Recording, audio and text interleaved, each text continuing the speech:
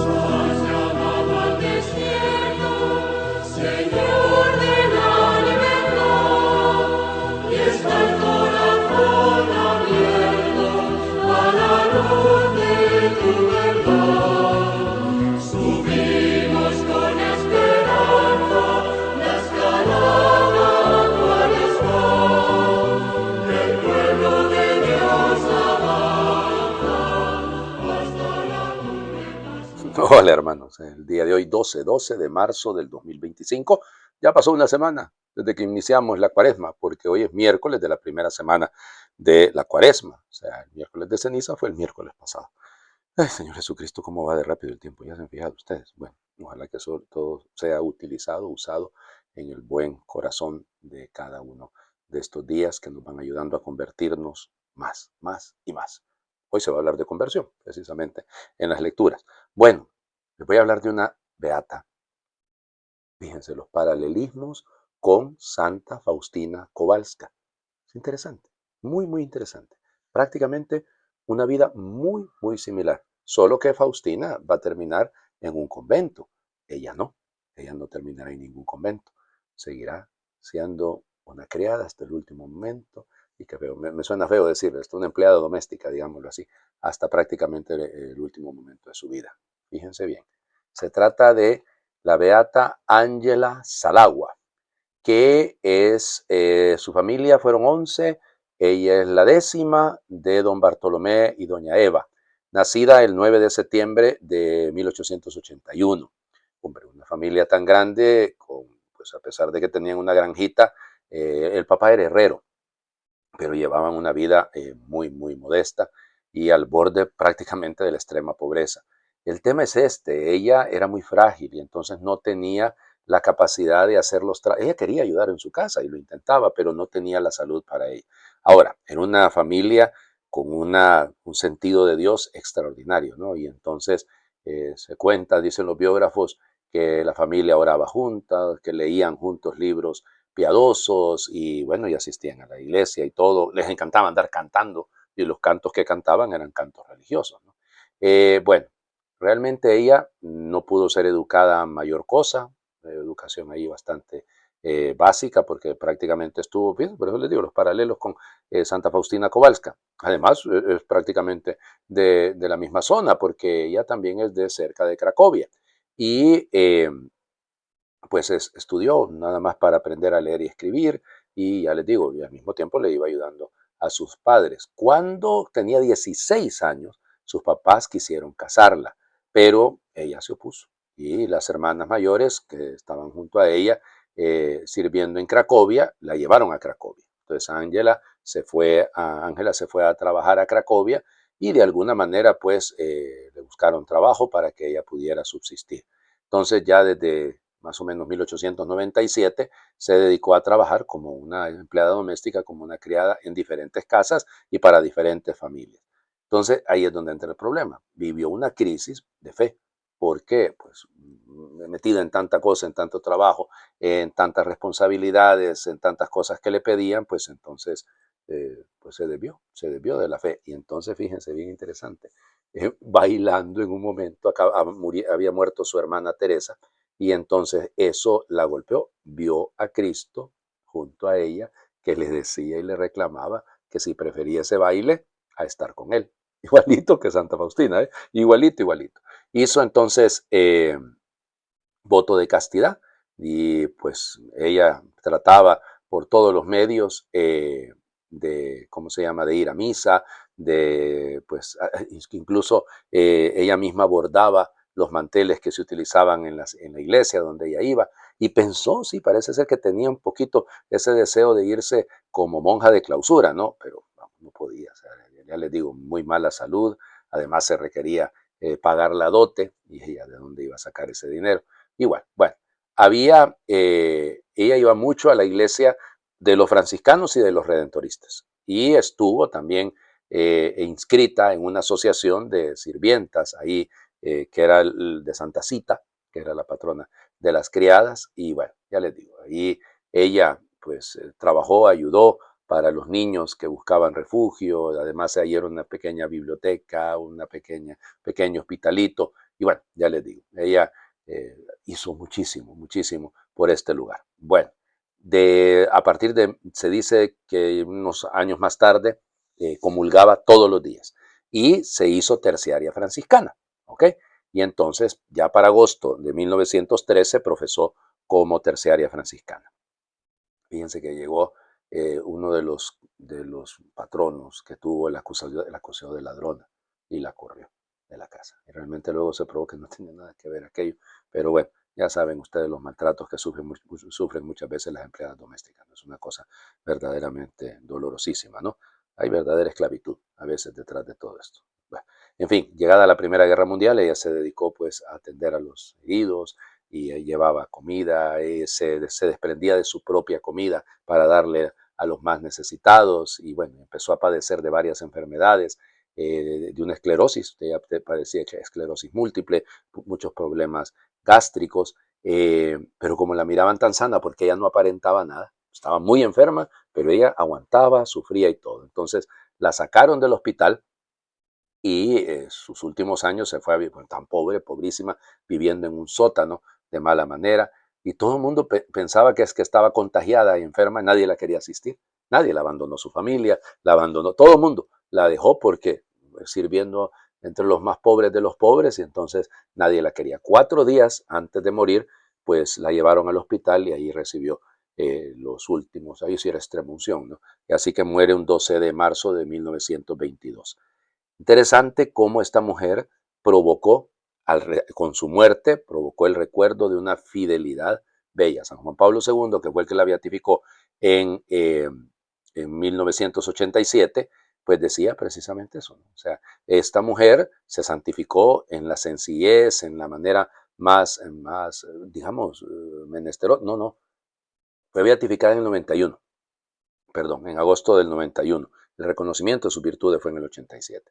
Y el Papa quiso, pues, beatificarla y ya la puso de ejemplo. Ay, dirán ustedes, padre, una beata, qué gran, la mística, no.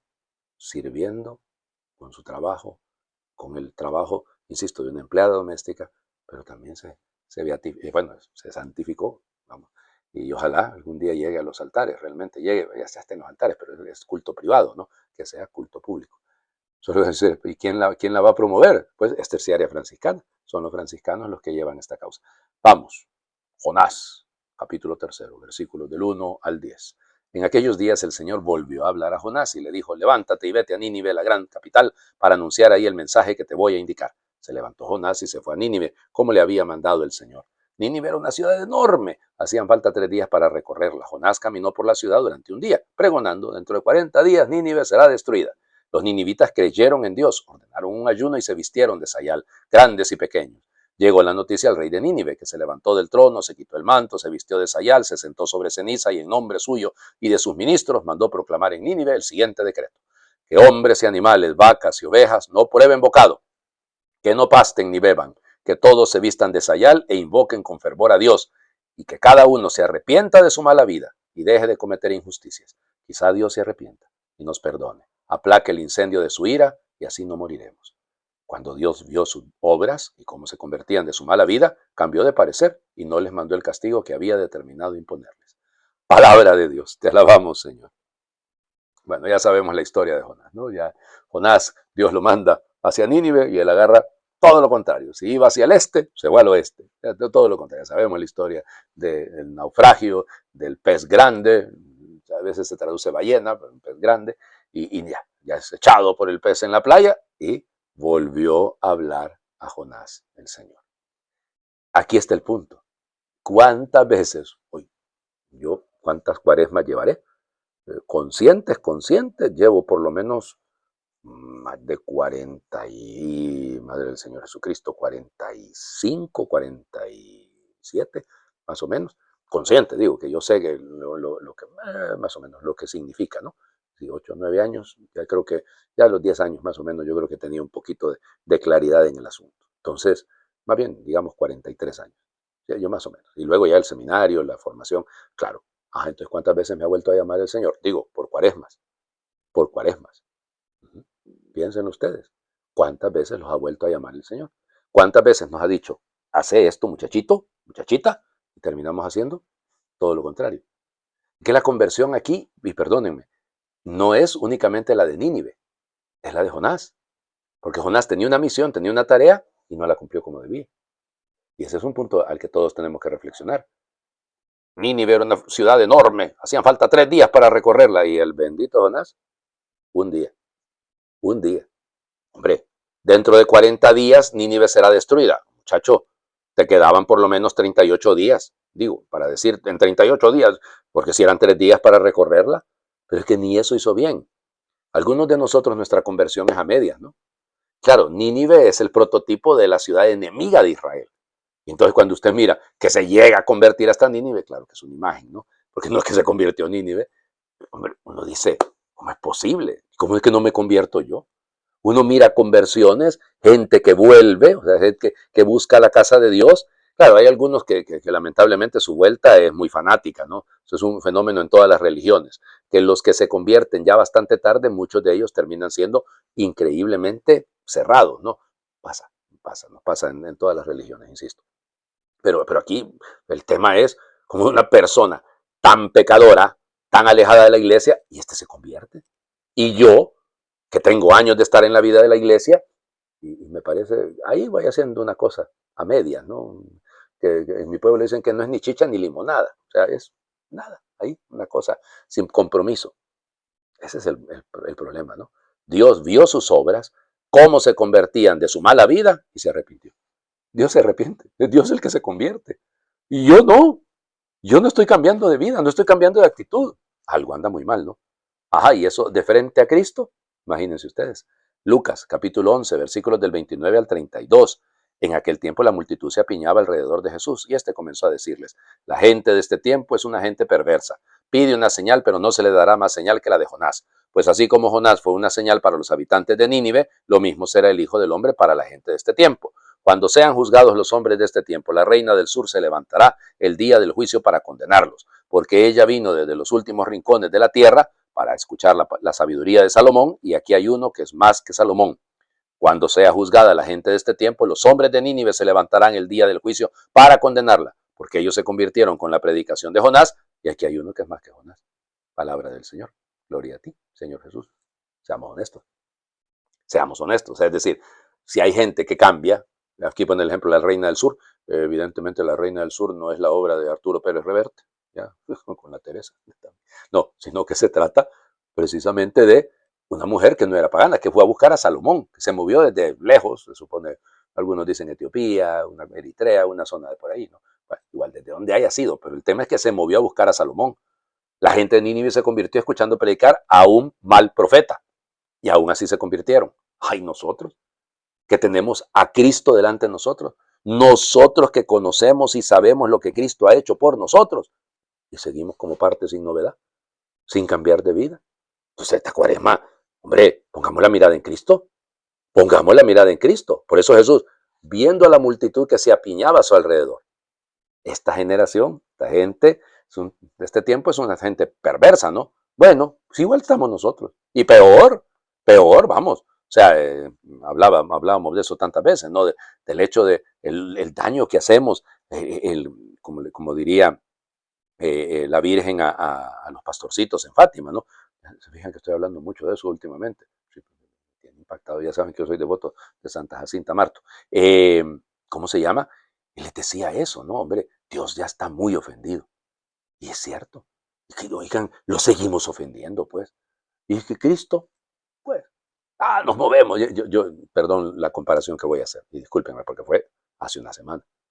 Miren, los miércoles de ceniza aquí, y en todas partes, pero aquí en mi ciudad, en mi país, es increíble la cantidad de gente que viene. Increíble. Nosotros pusimos más misas el miércoles de ceniza que las que tenemos el domingo. Sí, sí, sí. Y llenas, llenitos los templos. Ay, entonces. Ay, ¿qué es eso? Nos movemos, sí, a que nos pongan ceniza, pero se nos olvida Cristo. Se nos olvida Cristo, se nos olvida que con lo que nos marcaron, con lo que nos signaron, fue con una cruz. Y la cruz implica a Cristo. Ah, y entonces, ¿dónde está nuestra madurez en esto? No son las señales que no estamos viendo, es que estamos exigiendo las que no estamos queriendo ver. Y ese es el gran problema. Tenemos que convertirnos. Y para luego es tarde. Fíjense, no vamos a hacer una oración tan larga. Cortita, cortita. Pero es que me ha encantado. Creo que lo resume todo. Danos, Señor, un corazón y unos ojos nuevos para descubrir y agradecer las maravillas que haces en los corazones de las personas y en la historia del mundo. Y danos la fuerza de tu espíritu para que no pase esta cuaresma sin habernos convertido un poco más a ti. Amén. El Señor esté con ustedes y les bendiga a Dios por intercesión de la Beata Ángela Salagua, el que es Padre, Hijo y Espíritu Santo, y su bendición descienda, les acompañe siempre. Bueno, pues muy feliz miércoles. Ya llevamos una semana. A ver si vamos progresando en nuestro crecimiento espiritual.